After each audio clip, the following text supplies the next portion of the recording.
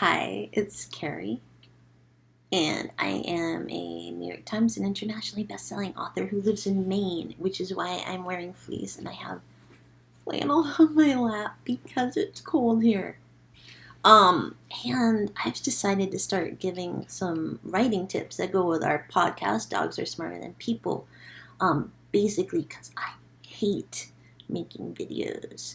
And I am not wearing any makeup because I can't wear makeup because I'm so bad at it.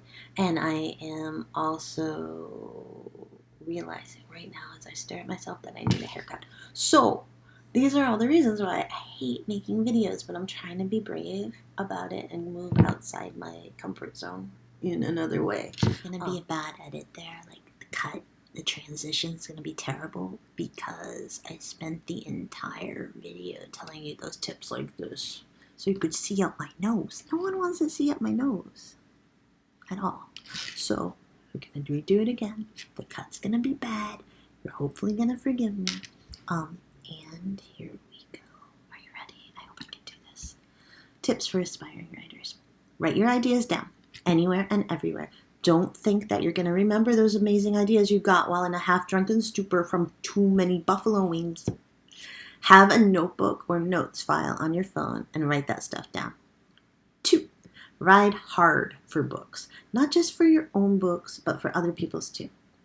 And honestly, that's not good enough because books are amazing. But even as amazing or possibly more amazing are words. So number 3 is to ride hard for words themselves. They're the building blocks of your story and they're so cool. And different words have different connotations and different meanings and you should love them. Have a favorite word.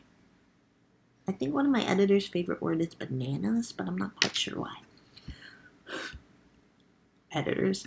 4. Remember that all stories have a beginning, a middle, and an end, where people or hamsters or whatever ride really hard for something, and there are obstacles blocking their way to get that something, so you have to root for them or worry that they won't get it, and maybe they won't. Who knows? It depends on what kind of story you're writing. 5.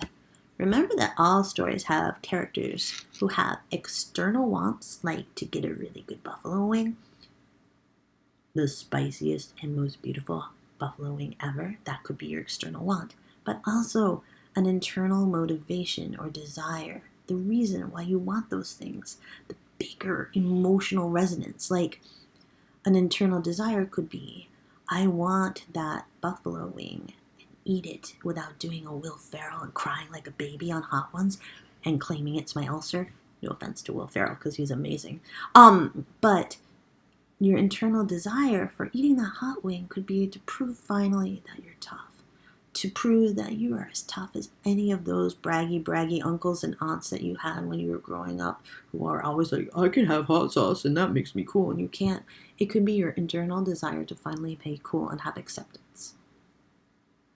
Maybe not.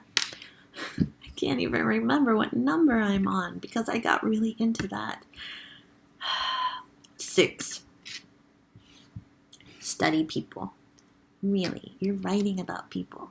You should know their ins and outs and quirks. You should go and watch them and observe them, but not in a creepy stalker way. No. You'd want to be a legal, cool author, not a creepy, arrested author. But study people. Don't make them into cardboard cutouts.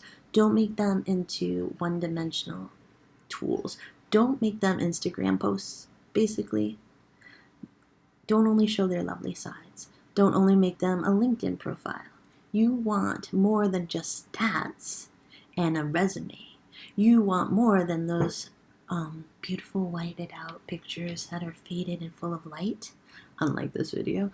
You want realism. You want truth. You want quirks and true emotions. And you don't want every single character in your book to be you. So, go study people. That's a really big one. And number 7 is to write. Just write. If you aspire to write, do it. If you want to be a writer, you have to put words on the page. You have to construct your story if you're that kind of writer, your poem, home, if you're that kind of writer, your screenplay or your blog post. You just have to write and do it. And you can't block yourself and tell yourself that you're not a writer, that you're not good enough. And who are you? You have nothing to say. Because you do. You have a lot to say. This random writer woman wearing flannel and no makeup and with really bad hair right now in Maine, I've got to tell you that I'm so right, and you have a lot to say. So go write it down. You can do this. And like and subscribe and all that stuff if you want to. I don't know. YouTube.